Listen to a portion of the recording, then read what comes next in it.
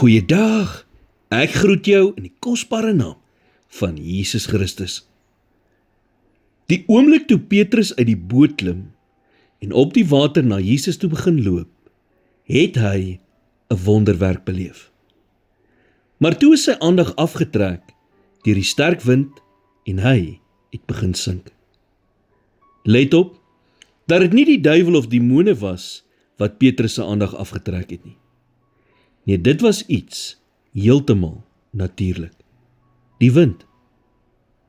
Natuurlike alledagse dinge, soos om rekeninge te betaal, kinders op en af te ry, die motor of die huis te herstel, kan soms ons lewens heeltemal oorweldig.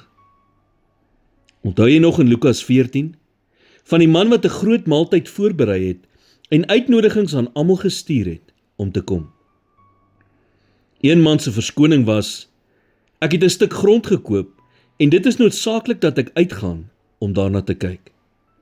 'n Ander een het gesê: ek het 5 paar osse gekoop en gaan hulle probeer. 'n Ander het weer gesê: ek is pas getroud, daarom kan ek nie kom nie. Die hindernis vir hierdie mense om na hierdie man se maaltyd toe te kom, was nie verskriklike sonde, demone of duiwels nie. Nee, dit was bloot net besig wees. Materialisme en verhoudings wat voorkeur bo Jesus gekry het. Baie van ons is so besig dat God net 'n nagedagte is. Jy het net nie die tyd om die wil van God te doen nie. Satan hoef nie eens moeite te doen met baie mense nie, want hulle is so vasgevang in die dinge van hierdie wêreld, dat hulle nie meer tyd het om op geestelike dinge te fokus nie. Leer by Petrus. Moenie jou wonderwerk en wat God in jou lewe wil doen verloor, as gevolg van dinge wat jou aandag aftrek nie. Dit was nie die duiwel wat Petrus gekeer het om iets wonderliks en onmoontliks te doen nie. Nee, dit was 'n natuurlike ding wat sy aandag afgetrek het.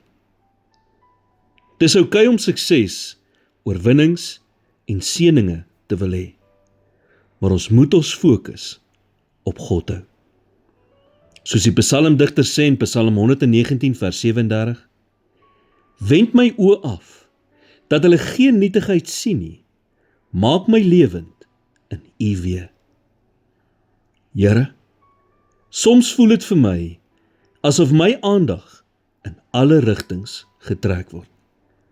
Daarom kom lê ek vandag my hele skedule voor U neer en vra dat U vir my sal wys wat belangrik is en wat nie. In Jesus naam bid ek dit. Amen.